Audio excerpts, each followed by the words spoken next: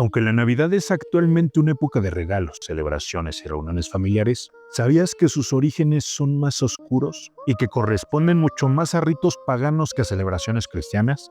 Bueno, pues te cuento. Se dice que hubo un tiempo en el que el invierno no solo era una estación, sino una amenaza. Cuando los días se acortaban y el sol parecía retirarse del mundo, existían espíritus malignos que salían durante esas noches para aterrorizar a las personas. Las comunidades humanas miraban al cielo con una mezcla de terror y reverencia. La noche avanzaba, el frío se volvía más cruel y la oscuridad parecía tener voluntad propia. Bajo este contexto nació lo que hoy llamamos Navidad. No como una fiesta de luz, sino que más bien como un rito de supervivencia frente a lo invisible y lo sobrenatural. Mucho antes del cristianismo, el solsticio de invierno marcaba un punto crítico en el calendario sagrado de numerosos pueblos. Era la noche más larga del año, el momento en el que el sol parecía morir. Para las sociedades antiguas, este fenómeno no era astronómico, era espiritual. Si el sol no regresaba, el mundo podía terminar. Así, la humanidad respondió con rituales, sacrificios y celebraciones cargadas de simbolismo sobrenatural, buscando asegurar el retorno de la luz. En las cavernas del Paleolítico tardío ya se han encontrado indicios de observaciones solares y marcas rituales asociadas al ciclo anual. La oscuridad no era entendida como una simple ausencia de luz, sino un dominio habitado por fuerzas, espíritus y presencias. La noche del solsticio abrió un umbral. Lo visible y lo invisible se tocaban. Era una época peligrosa y sagrada al mismo tiempo. En Europa, los pueblos indoeuropeos concebían el invierno como el reinado de entidades antiguas. Espíritus del bosque, ancestros errantes y dioses hambrientos caminaban entre los vivos. Cuando el sol se debilitaba, el fuego se volvía entonces un acto ritual. Encender hogueras no solo calentaba los cuerpos, también protegía el alma. El fuego era una barrera contra aquello que acechaba más allá de la oscuridad. Y es muy importante que recuerden todo esto, ya que más adelante tendrá mucho más sentido. Uno de los ritos más antiguos ligados a este periodo era la inversión del orden. Durante esas noches, las normas se relajaban, los roles sociales se confundían y el caos era permitido. No se trataba de simple exceso, sino de una lógica ritual, ya que para que el orden regresara con el nuevo sol, primero debía desmoronarse, el mundo debía morir simbólicamente para renacer. Desde una perspectiva antropológica, este patrón se repite en múltiples culturas. Mircea Eliade describió estos momentos como tiempos sagrados, rupturas del tiempo profano donde el mito se reactiva, y en el solsticio, el tiempo no avanzaba, giraba sobre sí mismo. Por eso, estas noches eran temidas y veneradas. El elemento sobrenatural no era un añadido narrativo, sino el núcleo del rito. Se creía que los muertos podían regresar, que los dioses caminaban entre los hombres y que las criaturas no humanas ni divinas se alimentaban del miedo y del frío. En regiones del norte europeo, precisamente en sociedades nórdicas, se hablaba de la cacería salvaje, un mito folclórico sobre un grupo fantasmal de cazadores que, liderados por Odín, cazaban tanto espíritus errantes, criaturas sobrenaturales y a humanos. En fin, cazaban a cualquier ser que se les cruzara. A menudo se asociaba con tormentas y el presagio de desastres. Este mito tiene variaciones en toda Europa y puede incluir como cazadores a almas perdidas, espíritus, elfos o valquirias. Bajo este escenario, celebrar no era una contradicción. El banquete, la música y la bebida funcionaban como actos que alejaban el mal, fortalecían a la comunidad y engañaban a las fuerzas oscuras mostrando abundancia donde solo había escasez.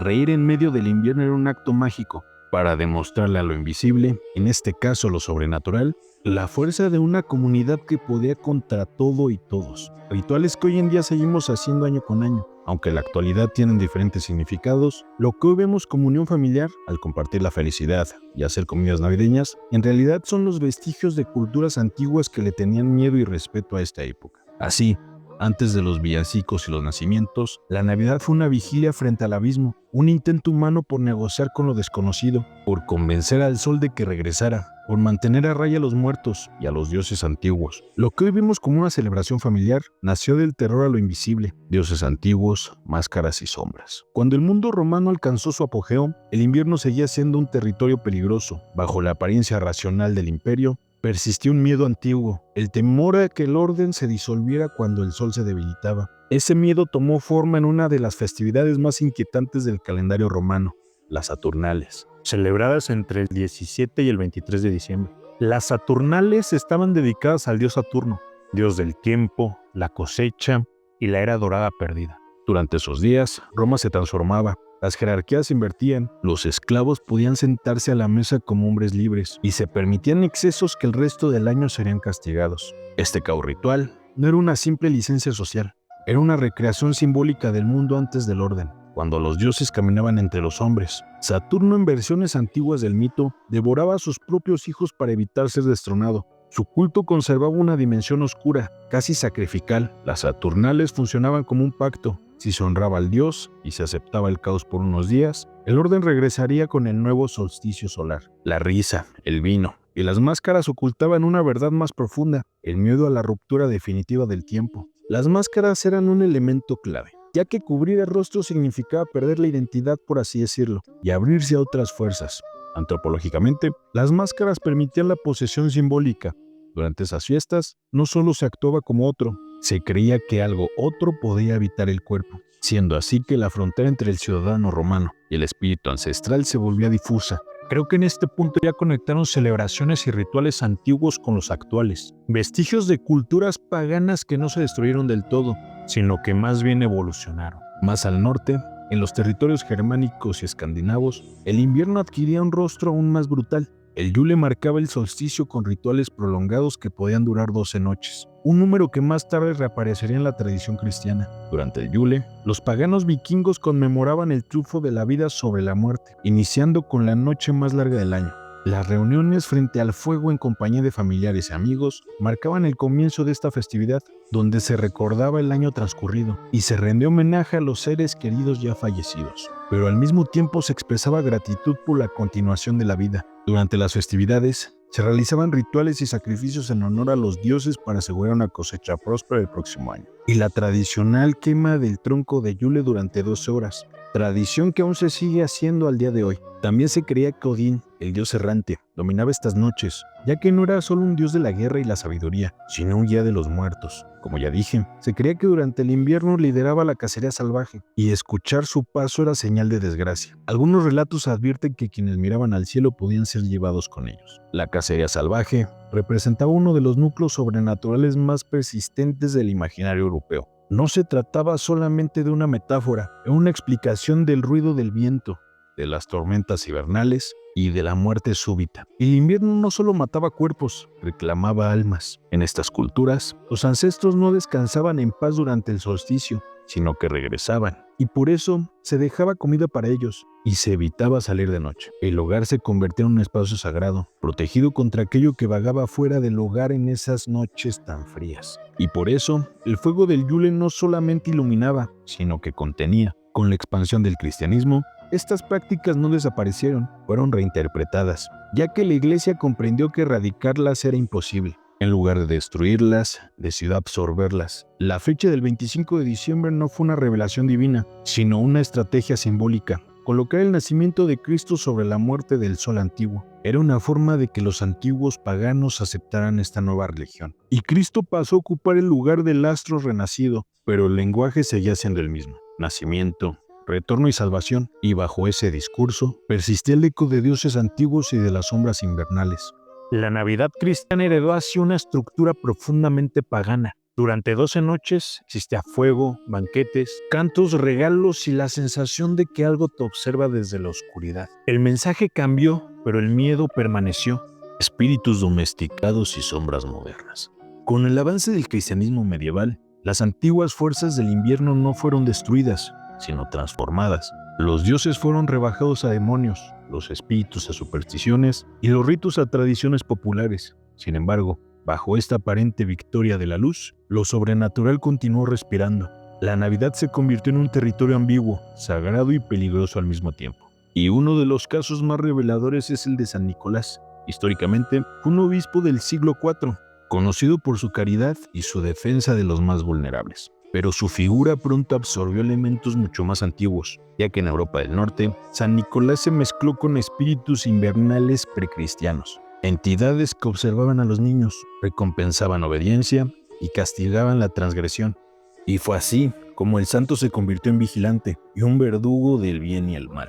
En regiones alpinas surgió su contraparte oscura, el Krampus, una entidad que merece su propio video y que tal vez lo traiga la próxima semana. Pero a grandes rasgos es una criatura cornuda, cubierta de pelo, que arrastraba cadenas y castigaba a los niños desobedientes. Krampus no es una anomalía, sino un vestigio. Representa el antiguo espíritu del invierno que no puede ser erradicado y fue relegado al papel de monstruo. La Navidad necesitaba un guardia, en este caso San Nicolás, y un verdugo, el Krampus, el cual representa esto último, la maldad en la Navidad.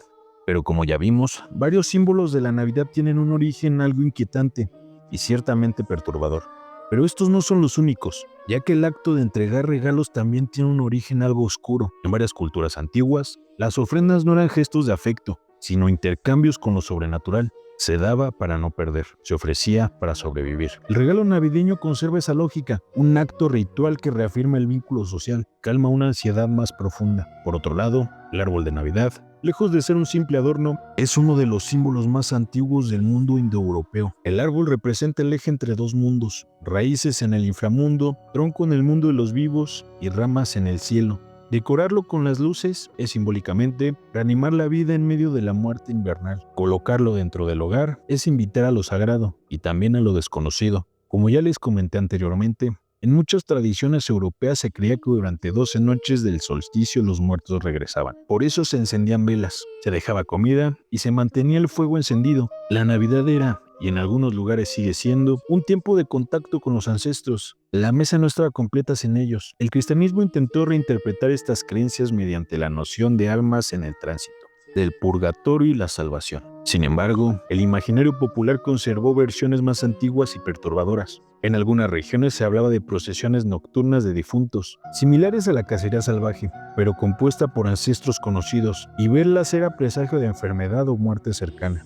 Estas 12 noches también eran consideradas un periodo de adivinación, en donde se creía que los sueños eran proféticos, que los animales podían hablar y que ciertos presagios anunciaban el destino del año entrante. La Navidad no miraba solo al pasado mítico, sino al futuro incierto. Era un momento para negociar con lo desconocido. El miedo no era un efecto secundario, era parte esencial del rito. Sentir temor le recordaba a la comunidad su vulnerabilidad. Solo mediante rituales compartidos como fuego, cantos, comida y oración, se podía atravesar ese umbral sin consecuencias. La celebración funcionaba como una tecnología simbólica de supervivencia. Desde la psicología y la antropología cultural, la Navidad puede entenderse como un ritual de contención del miedo, y Carl Jung habla de la necesidad de símbolos para enfrentar lo inconsciente colectivo. El invierno activa arquetipos profundos, la sombra, la muerte, la espera, y la figura del niño divino surge como respuesta simbólica a este caos, la fragilidad que promete renovación. Con la llegada de la modernidad,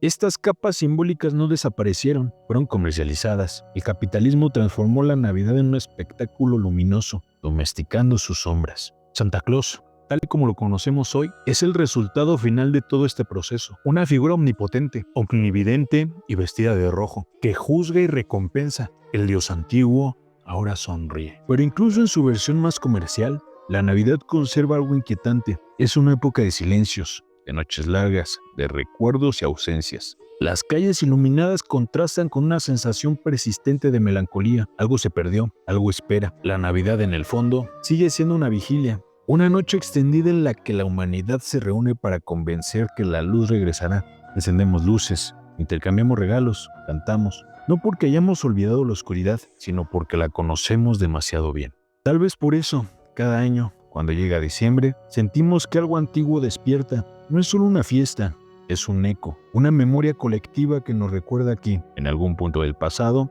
celebramos no el nacimiento de un niño, sino la supervivencia frente a la noche. La Navidad no venció a las sombras, aprendió a vivir con ellas.